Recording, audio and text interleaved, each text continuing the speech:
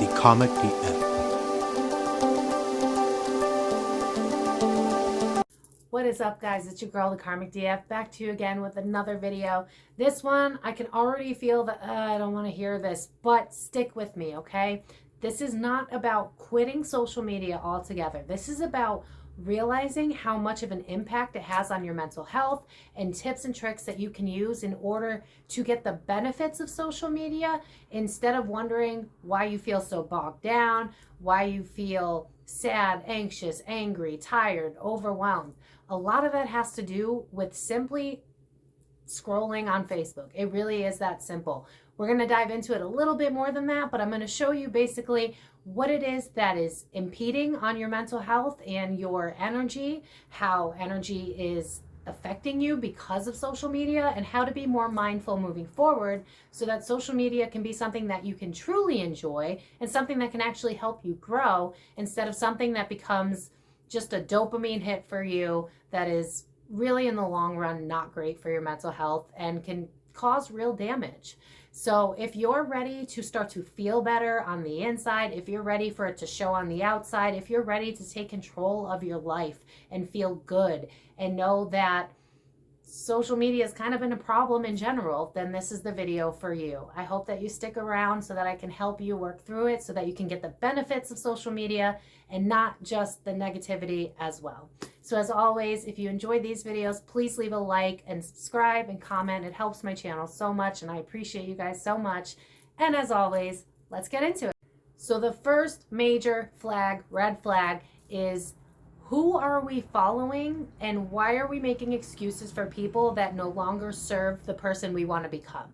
So for instance, if you're on your personal Facebook and you have these people that constantly complain about their life, right? And again, I've been that person, so I never come at this from I'm judging, I'm coming at it from I've been there.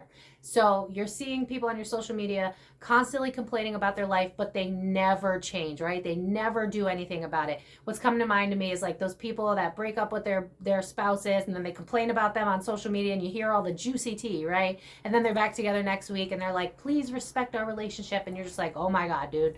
Or just people that complain in general. They're like, I hate my life. I hate my job. I hate this. I hate that. And then they continue to do the same crap, right? Well, on an energetic level alone, that is impacting you because like I've said, energy cannot be created nor destroyed. That is science, and energy can be felt through the screen. And that's why I'm really good at reading clients through their picture alone, because I can get so much energy from just a photo. And so when you are scrolling mindlessly and you have people on your newsfeed that are constant complainers, have no desire to do any better with their life, you are taking that energy on. And believe it or not, it's affecting your mental health. And so when you have days where you're like, I feel so bogged down, I have no desire to, change my life for the better, a good portion of that is how much are you binging Facebook, Instagram, YouTube, and it's people that are complaining about things, complaining about their life, complaining about the world around them, and you're watching it or reading it for the sake of reading it. You don't realize that it's actually impacting your mental health. This is why I want to bring up a lot of times the movie The Social Dilemma, the documentary that's on Netflix. It is so true. It came out 3 years ago, and it talks about how social media has become basically an adult pacifier.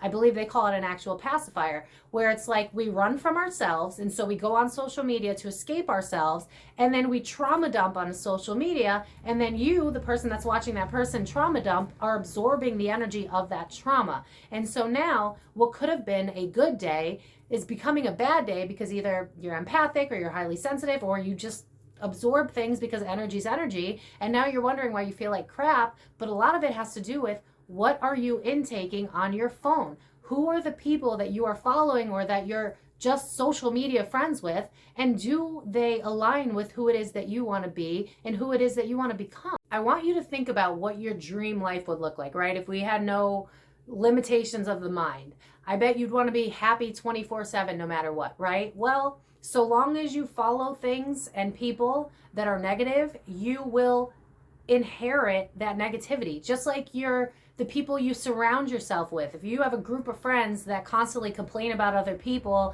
and constantly complain about their life, you are more likely to do the same thing. You're more likely to make excuses and not build that life that you dream of. And so social media is a very big proponent in this, because as you are watching all these people complain, you're absorbing all of that negative energy, and now you feel bogged down. Now you feel negative. If you spend the beginning of your day, like the moment you wake up, and you open your phone and you just scroll through Facebook, TikTok, whatever, you are taking all of their energy and you think it's your own, and then you think something's wrong with you, and then you're not as motivated, and then you go down drinking caffeine, and then you're like, I can't figure out what's wrong. Why am I all...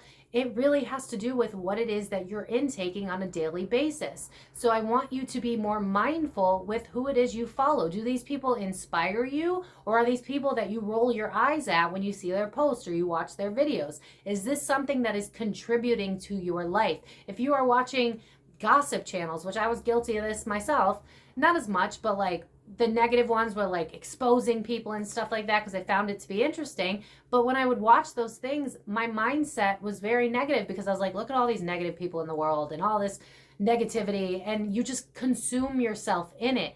And it's so easy to think that, you know, it's just social media, it's not that big of a deal. But in reality, it really affects your mental health, because that becomes your energy as well. Energy is transferred through the phone. I know that sounds 5D, whatever. It is what it is. But if you want your mental health to be good, then who is it that you surround yourself with, including social media? Are they negative people that never change, that never want better for themselves, that are more likely to just talk about other people, gossip, complain, bitch, and moan, but you want better for your life, but you make excuses and you keep these people on your social media? If that's the case, you might want to rethink who it is that you're surrounding yourself with, especially on social media. If that's a friend that you don't really relate to anymore, but you hung out 3 years ago at the bar, or you hung out 3 years ago, or your friends in high school, whatever the case may be, and you're like, well, I can't delete them because blah, blah, blah. You might have outgrown these people, and that's okay. But what does your social media feed look like? Is it people that inspire you, or is it people that are just going through their own shit too, and so you feel like because they're going through it and I'm going through it, now I don't feel as alone? We can't be continuously doing that, because then we have no room to grow, because we see people complain, we don't feel alone in that, and then we make excuses for ourselves, and then the cycle repeats. So who are you following? Are you following people that are like, come on guys, like I believe in myself, look at the work that I've done, yada yada, just positive things? Who are you following on your social medias? Because that does impact your mental health. The second biggest issue is, how much are you using social media? Because like I mentioned in the documentary where they call it a digital pacifier, it is also a dopamine hit. And so especially with TikTok, and I know that I came from TikTok, but especially with TikTok, you scroll and it's kind of similar to gambling. It's like they say in the movie, I'm referencing Social Dilemma, it's like a slot machine. That video is not good, we're going to pull the lever, we're going to try again. Okay, now we like this video. But again, with energy as well, all the videos you didn't like, you're still taking on the energy on the screen. And so again, it comes down to being mindful how much social media you're taking in as well, because it's really hard to know your own energy if all you're doing from morning to night is getting on your phone, looking at other people's shit, scrolling.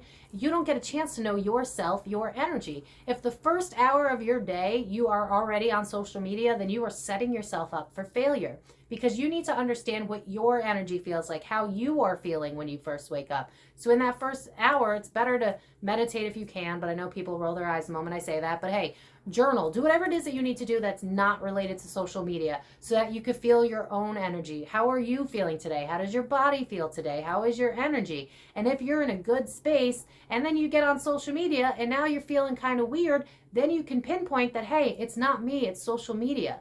And a lot of times, and we've seen the statistics in science, Google it, it's not that hard, since social media has become something that we are just so, it's right at our fingertips, it has made a huge impact in our mental health. I think teenagers now, up to middle school, they want to go and get their face done to look like Snapchat filters. I mean, it really does impact your mental health. So how much are you consuming social media? Are you on it from morning to night and then wondering why your mental health isn't good? It's connected, and the sooner you see it, the sooner. I would recommend, because I do it myself, if you have a Samsung, I use the app Social Fever, but I don't know if they have it for iPhones, but do your research.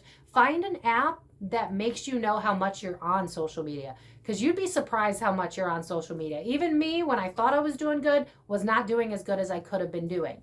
And so we need to learn how to remove the digital pacifier, remove the need for constant dopamine hits. And this is why it's harder to grow in certain things. This is why we give up on ourselves very quickly. When we have social media at our fingertips and we can get a dopamine hit as fast as 60 seconds, you don't like this, watch the next video. You don't like this, watch the next video. It's harder for us to grow and build ourselves because the dopamine's not as fast, right? Like building a business from scratch, coming from experience. I have moments where I'm like, I don't know if this is worth it because, I haven't just blown up overnight. But in reality, real work comes with real rewards. And we've lost sight of that because social media alone has trained us that if you don't like it, scroll, you might get dopamine in the next one. It's similar to gambling. It's just another addiction. So I'm not saying that you have to cut social media out. I'm saying be mindful of what it is that you're looking at, what it is that you're consuming. Are you on Google and then you've gone down a rabbit hole looking at political stuff of shit that you don't agree with that makes you angry and then you wonder why you're in a bad mood today? Well, there you go. Social media. It really is all connected. And the moment that you can see that, the moment you can realize that, chances are half the issue you have with your mental health to begin with is the fact that you're absorbing everything else on your screen. And remember, especially when it comes to things like Facebook, people are putting on their best faces. And then you're comparing yourself to thousands of people, which our brains are not, as humans, we're not evolved to care about the opinions of thousands of others. It's not normal, but we've made it normal because it is the new normal. And so we have to learn to have a balance between things that we enjoy outside of social media. And then when we're on social media, what is it that we are watching? What is it that we are consuming? Who are we watching? And also knowing that people put on a show. They're going to show their best selves. Not many people are going to tell you that they're having a hard day, but they will be the first ones to show you that they got a new house, they got a new job, they're in a new relationship. And then you're sitting here and you're like, well, I don't have the best job and I don't have the best relationship.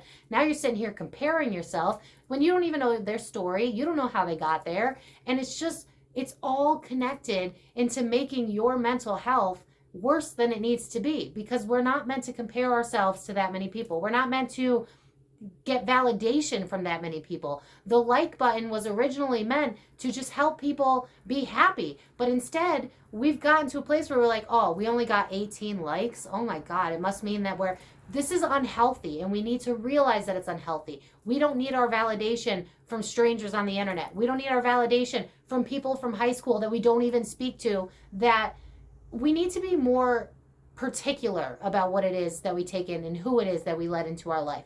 You don't need to be friends with 5,000 people on Facebook that you never talk to. Are these people that would help you if your car broke down in the middle of the day? No. Why are they on your Facebook? If they're people that really just come to you when they want to complain, trauma dump, if they come to you just out of the blue because they're bored, are they really your friends? Have standards for yourself. If you want a better, healthier life, then surrounding your social media as well as in real life with people that are not committed to benefiting their life, that are committed to being the victim of their life, you're going to absorb that energy. You're going to be more prone to following that attitude, because it's a lot easier to be complacent in life and to bitch about it than it is to do the hard work and sit there and wait and hope and pray for the best until eventually you get the dopamine that you want. Social media has trained our brain to need instant dopamine, instant happiness. And that's not real life. Real life takes constant work and slowing down and enjoying the present moment. And social media has kind of ripped that away from us. So I'm not saying remove social media from your life. I'm saying look at what you intake on a daily basis, and does that align with who you are today, or better yet, who you want to become. I feel like that alone just sums it up. I don't really need to get too far in. If you guys want me to do a part 2 on social media and how it affects you, honestly, you can Google most of this. It really does have an impact on your mental health. I think, I'm going to butcher the statistic. It's either like 1 in 3 or 1 in 4, but like because of social media, now mental health is like 1 in 4 people, 1 in 3 people, versus prior to social media, because we weren't constantly trying to get the validation of others while constantly comparing ourselves to others who are putting on a mask and not being their true selves anyway. we have made our mental health so much worse. We are prone to needing quick dopamine hits. We use social media to avoid our own emotions, to avoid our own thoughts. And I'm guilty of this too. That's why I have Social Fever app on my phone, so that I make sure that I'm not doing that. And throughout the years, I've slowly, chopped people off of my personal Facebook to the point where I was at 200 friends, and a lot of people shit on me for it. I'm not going to lie. I had some people message me like, why did you delete me? And it's a conversation I didn't want to have. But, if you want to be honest and say it, then say it. But, I kind of danced around it. But to be real, if social media didn't exist, would you talk to the people from high school? If all you had was a cell phone, no text, none of that, would you still talk to all these people? We are not meant to humor thousands of people. That's not normal to the human brain. And that's why our brain is getting overloaded by social media. It is all connected. And the moment that you realize that, hey, this person, every time they post, is giving me the ick, they need to go delete that person. Chances are they don't care, because they're already in a negative mindset anyway, and they're just going to put it on you the moment that you delete them, or they're not going to notice because they weren't a real friend to begin with.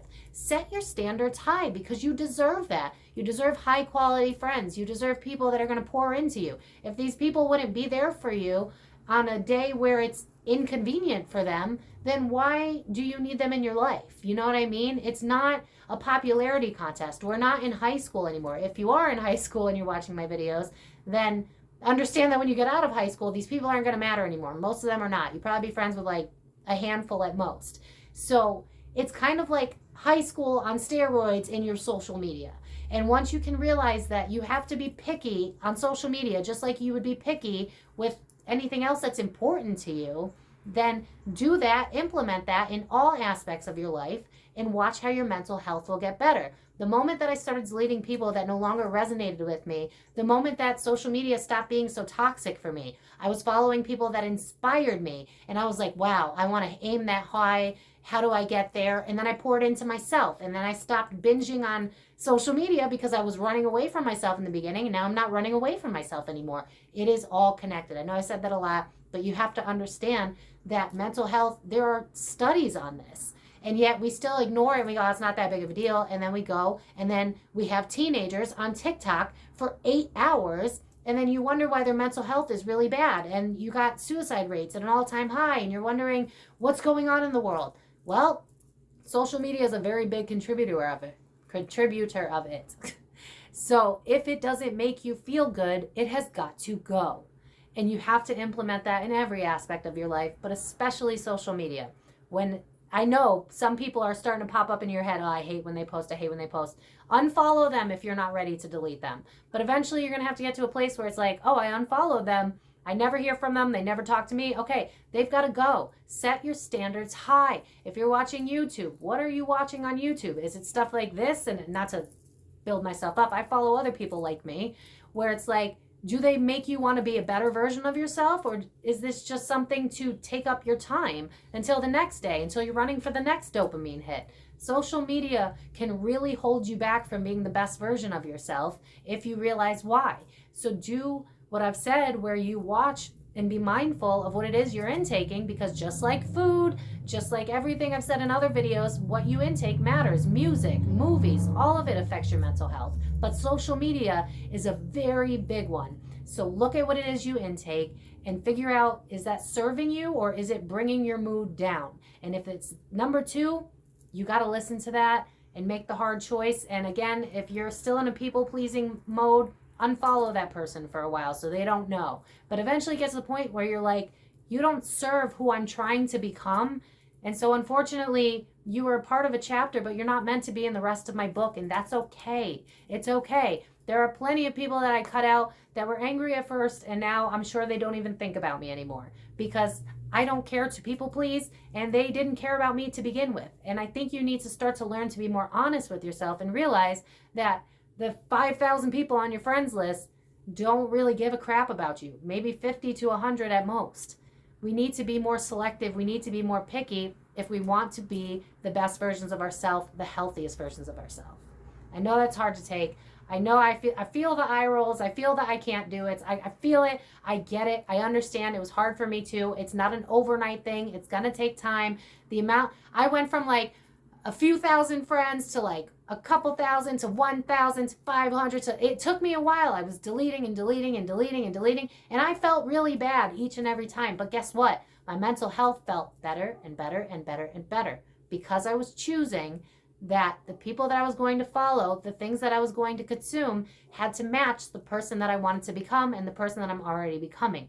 Who do you want to be? And does that line up with the social media that you watch every day? And if the answer is no, then we need to do some chopping. We need to cut some people out.